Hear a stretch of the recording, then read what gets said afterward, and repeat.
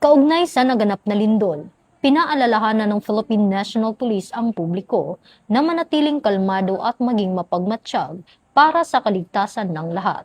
Sundin ang mga abiso at babala mula sa mga otoridad at kinauukulang ahensya ng pamahalaan. Iwasan ang paglapit sa mga gusali, poste, at iba pang istrukturang maaaring napinsala ng lindol. Maging handa sa posibleng aftershocks at alamin ang pinakamalapit na evacuation area sa inyong lugar. Huwag magpakalat ng hindi beripikadong impormasyon na maaaring magdulot ng takot at kalituhan sa publiko.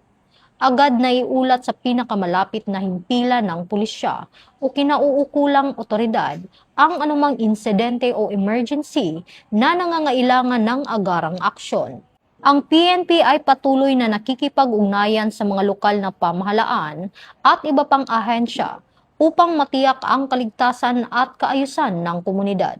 Maging alerto, magtulungan at manatiling ligtas.